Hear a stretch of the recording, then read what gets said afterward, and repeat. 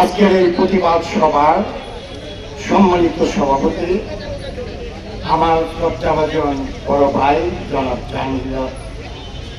জাহাঙ্গীর ভাই এবং আমার সমস্ত নেতৃবৃন্দ এবং আমার শহীদ জিয়ার সূর্য সৈনিক ভাইরা সকলকে আমার বিপ্লবী সালাম জানিয়ে আমি দু চারটি কথা বলে আমার বক্তব্য শেষ করব। ভাই আমার, আমি 1987 সালের ভাষায় এমদাদ হামিদা মহাবিদ্যালয় কলেজের ছাত্র ছিলাম।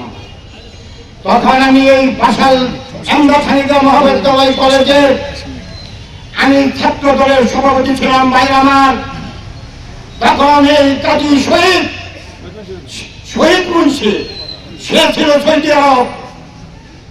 সৌদি আরব থেকে কিছু টাকা পয়সা নিয়ে আমাদের এই বিএনপিতে যোগ দিয়েছিল। ভাই আমার, আজকে বিএনপি করে সে টাকার পাহাড় বানিয়েছে।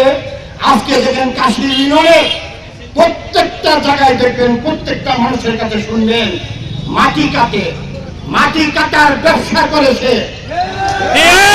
ব্যবসা করে ভাই আমার, আপনারা জানেন ভাষার সখীপুরের এমপি ছিল জহির ইসলাম। তার নেতৃত্বে আমার সোনার কাশির কেটে এমন কোন জায়গা নাই যে নষ্ট করে না দিয়েছে।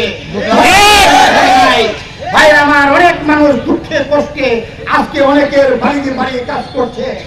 আর আপনারা জানেন ভাই আমার, শহীদ মুন্সির সবকটা নির্বাচন করেছে। আপনারা জানেন জয়ের নির্বাচন সে করেছে। প্রকাশের দিবালোকে কাদের সিদ্দিকের নির্বাচন করেছে। প্রকাশের দিবালোকে জহের নির্বাচন করেছে। প্রকাশের দিবালোকে নৌকামার্কা নির্বাচন করেছে। আর আমাকে বলে আমি বলে বিএনপি করি না। ভাই আমার, আমি 2বার চেয়ারম্যান দাঁড়াইছি। একবার দাঁড়াইছিলাম ধানের শীষ মার্কা নিয়ে, বিপুল ভোটে চেয়ারম্যান হয়েছিলাম। ওই শেখ হাসিনার বেতরা দুশোরা আমাকে হারিয়েছে মাত্র 53 ভোটে। ভাই আমার, তারপরে আমি ভোটে দাঁড়িয়েছিলাম। এই দুঃসময়ের মধ্যে আমি 5300 ভোট বিপুল ভোটে পেয়ে আমি নির্বাচিত হয়েছি আপনাদের দোয়ায়।